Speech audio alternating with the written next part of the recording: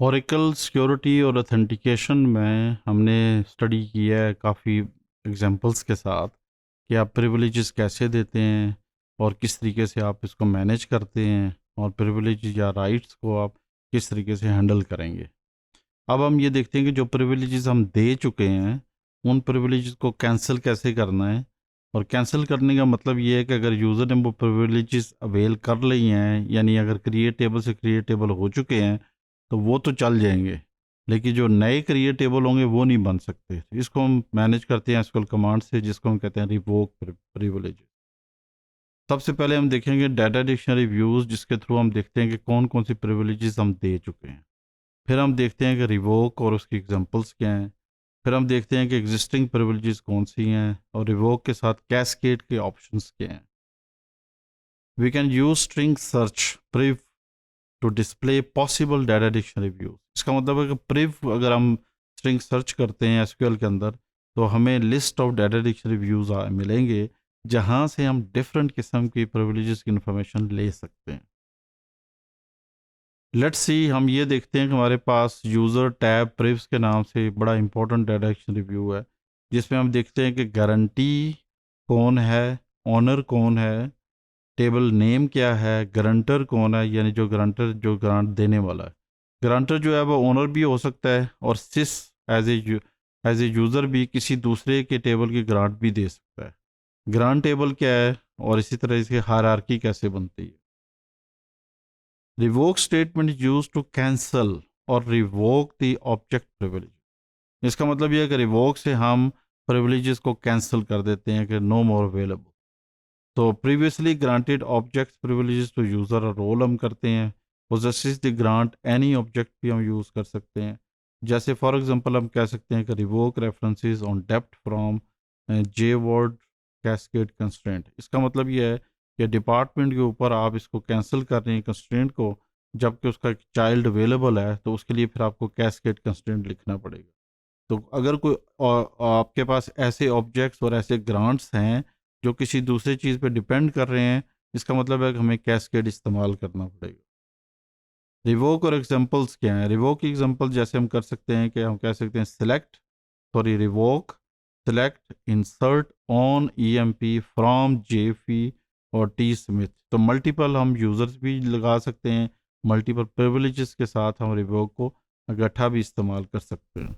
तो existing the privileges का मतलब ये है कि हमने ये देखना है कि हमने किसको क्या प्रिविलेज दी है और किस यूज़र ने दी है। अगर हम देखें कि हमारे पास ओनर ऑफ द टेबल जो है वो है, हमारे पास टेबल ईएमपी है और ओनर ऑफ टेबल स्कॉट है। गारंटर ने ही ये चीज़ दी है और किसको दी है उसको हम कहते हैं गारंटी। तो गारंटी हमारे पास U1 है। किस किस्म की प्रिविलेजेस दी हैं वो हमारे पास इस वक्त सिलेक्ट ऑप्शन अवेलेबल है। तो हम ये कह सकते हैं जी कि grant select on EMP to U1। तो जब हम ये दे चुके होते हैं और ये हमें नहीं पता कब दी थी या किसी दूसरे यूज़र ने दी है, तो हम एसक्यूएल के through using data dictionary view user underscore tab underscore privs के थ्रू हम इसको मैनेज कर सकते हैं। इसी तरीके से हमारी रनिंग एग्जांपल चल रही है जो कि हमने दी थी ग्रांट के लिए। अब हम इसको अप्लाई करेंगे रिवोक के ज़रिए। तो रिवोक का मतलब ये है कि बॉब ने ग्रांट किया कुछ डाटा जो जेफ़ को मिला था और जेफ़ ने आगे एडमिन ऑप्शन के साथ ये डाटा जो है एमी को दिया है। तो ये हमारे पास एडमिन ऑप्शन के साथ आता है। अब हम चाहते हैं कि जी रिवोक प्रिविलेज मैनेज हो, तो हम लिखते हैं जी grant select on EMP to Jeff with grant option. और फिर हम कहते हैं grant select on EMP to ME. तो अगर हम इसको लॉगिन विद बॉब करें तो हम ये देखेंगे कि हम revoke select on EMP from Jeff, this revoke is cascade to Amy. इसका मतलब ये है कि अगर हम इस ऑप्शन को यूज़ करते हैं तो ये रिवोक जो है वो दोनों की ऑप्शंस को कैंसिल कर देता है। तो विद कैस्केड ऑप्शन के साथ हम उसकी ऑप्शंस को ख़त्म कर सकते हैं और इस तरीके से हम रिवोक को मैनेज कर सकते हैं।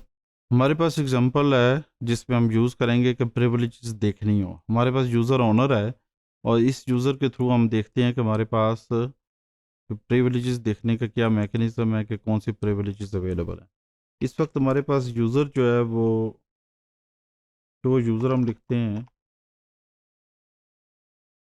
U1 है, लेट्स सी हम देखते हैं कि U1 के अंडर प्रिविलेजेस क्या अवेलेबल है। तो हम इसको रन करेंगे तो हमारे पास ये ऑप्शंस आएगी कि जी हमारे पास ये प्रिविलेजेस हैं और इन प्रिविलेजेस की बेसिस पे हम इसको कैसे मैनेज कर सकते हैं। लेट्स सी हम देखते हैं टेबल नेम जो कि इसके अंदर सिनोनिम हमने क्रिएट किया था, ये देखते हैं कि सिनोनिम की इंफॉर्मेशन हमें मिलती है कि नहीं। यस, हमारे पास सिनोनिम की इंफॉर्मेशन आ गई है। तो इस पे टेबल के थ्रू हम देख रहे हैं कि हमारे पास ऑप्शन है सिलेक्ट की, ग्रांटर स्कॉट है और स्कॉट ही इसको मैनेज कर रहा है। अब इसी तरीके से अगर हम इसको कनेक्ट विद स्कॉट करते हैं और फिर हम इसको रन करते हैं अंडर स्कॉट स्कीमा, तो हम देखेंगे कि हमारे पास ये इन्फॉर्मेशन भी आ गई, जबकि स्कॉट ने ये किसी दूसरे यूज़र को भी ग्रांट किया हुआ है।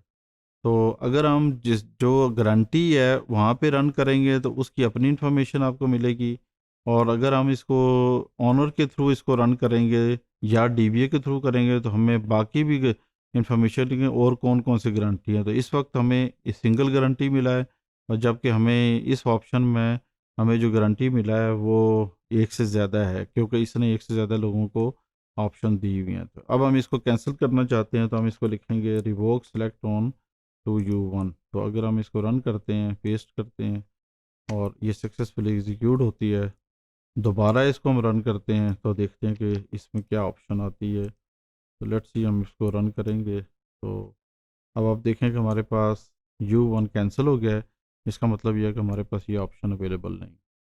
अगर हम चाहें तो इसकी लॉग इन्फॉर्मेशन बना सकते हैं, लेकिन उसके लिए हमें PLSQL कोड लिखना पड़ेगा। हमने इससे पहले पहले कौन सी ग्रांट्स दी थी, तो वो ग्रांट ख़त्म होने से पहले हम चाहते हैं कि वो इन्फॉर्मेशन अपने पास लिख लें।